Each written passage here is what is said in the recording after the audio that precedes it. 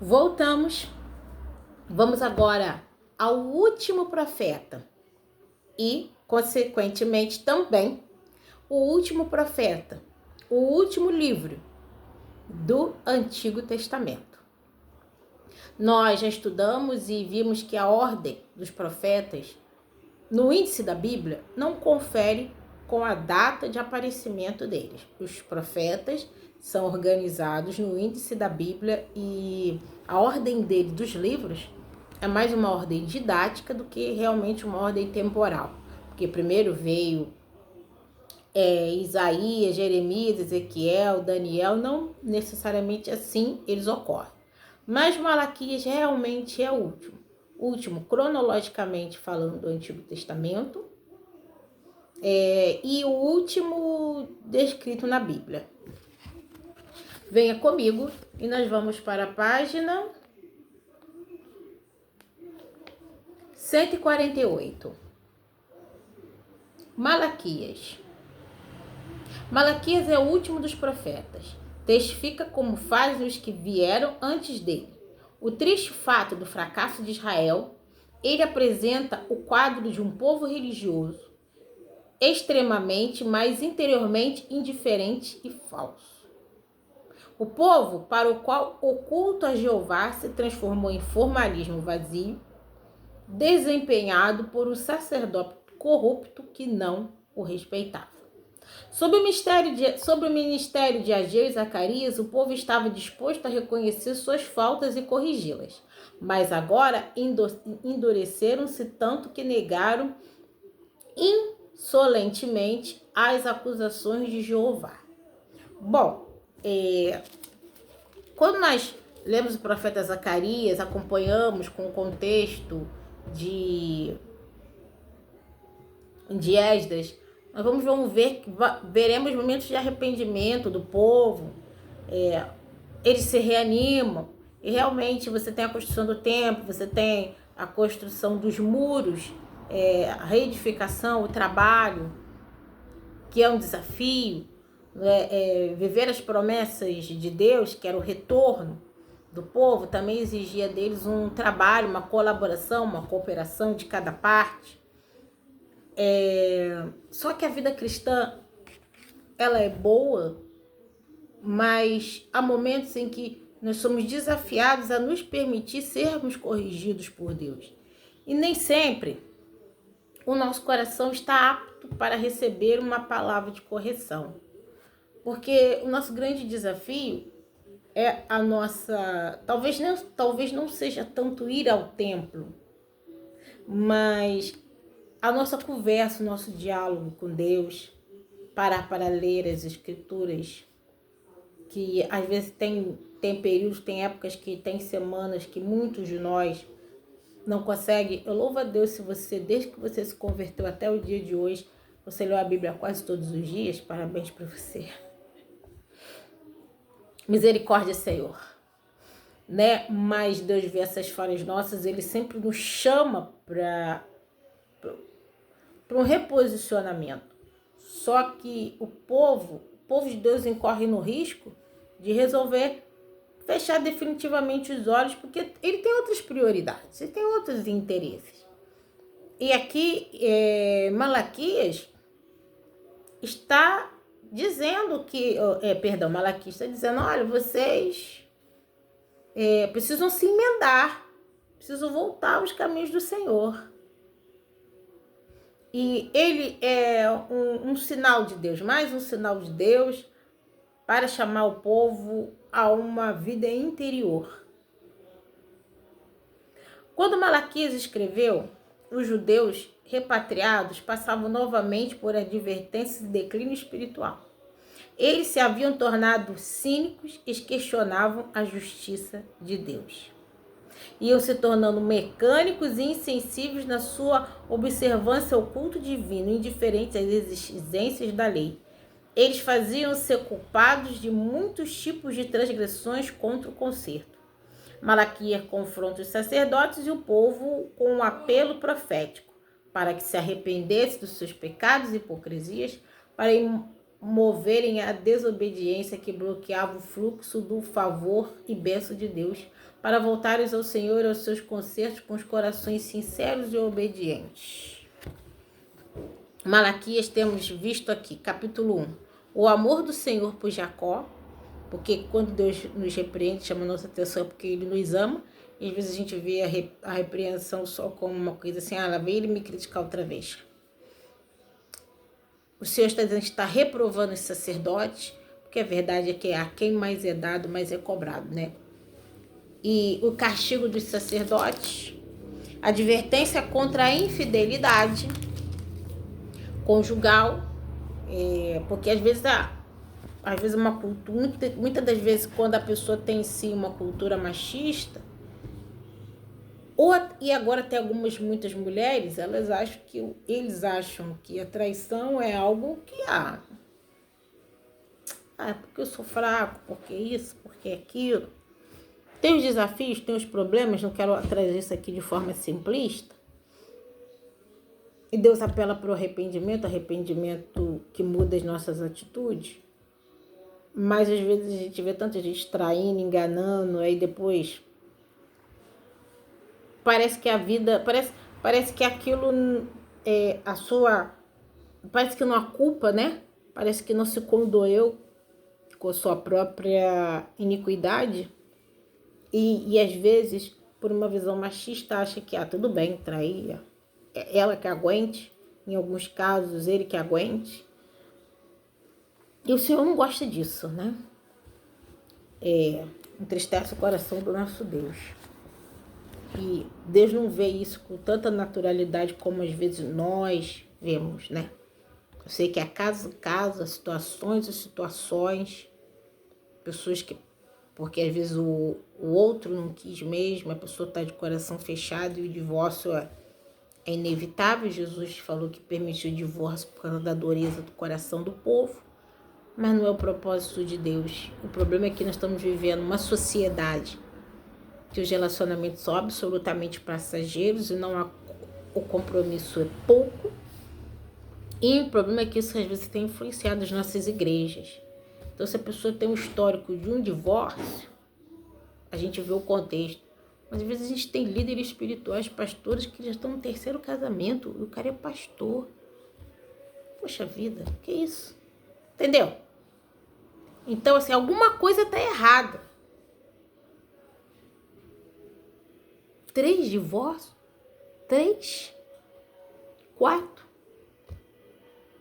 Aí, às vezes, o cantor evangélico, aí ele lança um hino novo, bonito, bem feito.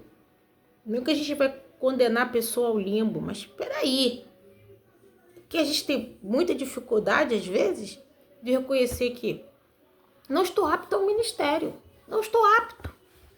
Não tem como, não adianta. Eu quero, até que haja uma conversão, até que a pessoa mude a mente, ela tem um bloqueio, algo, ou precisa ser tratado com psicólogo espiritual, seja lá de que maneira for. Que a pessoa, o pastor que divorcia 3 vezes, 2 vezes,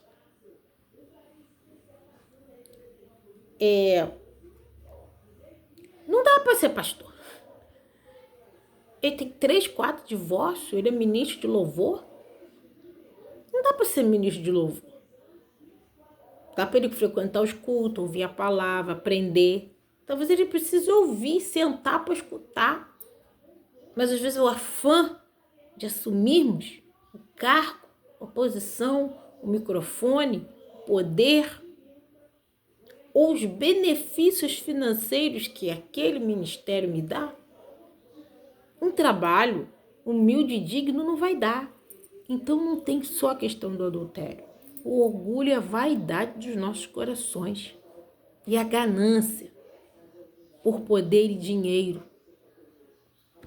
E passamos por cima de tudo, inclusive da nossa própria família. O capítulo 3 fala da vinda do Senhor, precedida pelo seu anjo, o roubo no tocante aos dízimos e às ofertas, a infidelidade do povo, e aqui a promessa do sol da justiça, né, e o seu percussor. O percussor do sol da justiça, que seria o Salvador, é Jesus, o Messias.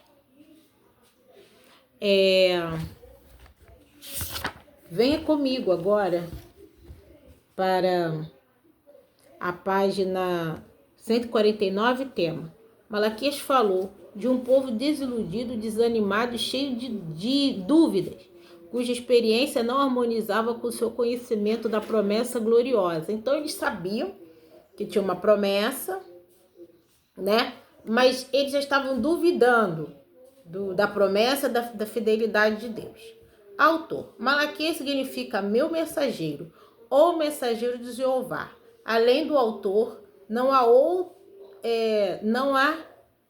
livro, perdão. Além do autor, há no livro outros 3 mensageiros: o mensageiro sacerdote, percussor e o anjo do concerto. O significado do nome do profeta dá forte autoridade para esta mensagem profética no final do Antigo Testamento. Ele era um judeu devoto de Judá pós-exílica e contemporâneo de Neemias, provavelmente um profeta sacerdotal. Suas firmes convicções a favor da fidelidade e ao conserto, contra a adoração hipócrita e mecânico, a idolatria, o divórcio, o roubo de dízimos e ofertas, revelam um homem de rigorosa integridade e de intensa devoção a Deus. O profeta não é conhecido de nenhuma outra forma, a não ser pelo seu nome, já no primeiro versículo. Não sabemos nada sobre seus pais, profissões, cidade natal ou data do seu nascimento. O livro provavelmente foi escrito no ano de 430 a.C. E no cenário religioso e social e político, o livro de Neemias nos ajuda a compreender também, porque eles são contemporâneos de Neemias.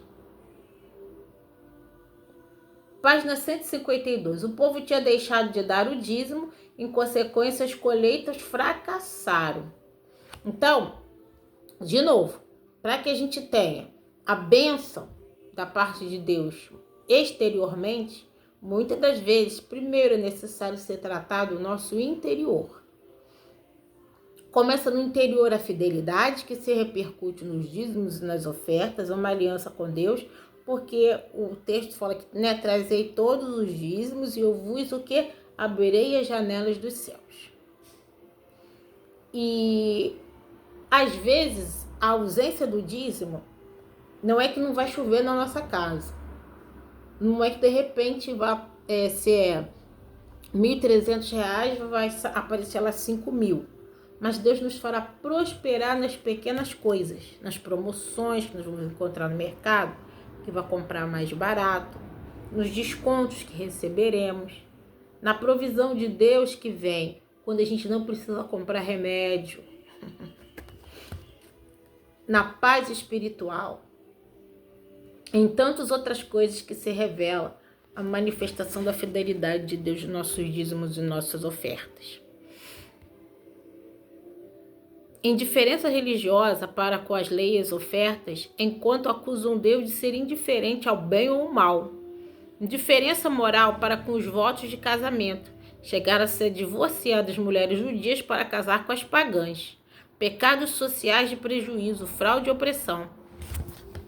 Então você casar com uma mulher pagã, você vai receber ela e tudo que vem com ela, toda a sua tradição, todos os seus costumes, toda a sua vida. E aí, quando eu tenho seus filhos, e aí, como é que você vai... como é que esses homens vão educar os seus filhos? Vão permitir que prevaleça a cultura de sua esposa? Ou vão tentar incutir na cabeça dessas crianças a cultura da sua nacionalidade? Essa mulher falou assim, eu venho, mas eu posso trazer o meu poste ídolo debaixo da minha calça, da minha saia? Pode. Só que ela vai ensinar isso pro filho dela. Daqui a pouco vai ter 4, 3, 5 pessoas dentro da sua casa, de repente, adorando a outros deuses. E depois como é que tira? Página 53. Na declaração de abertura, Malaquias salienta o amor imutável de Deus por seu povo, devido à sua misericórdia que dura para sempre.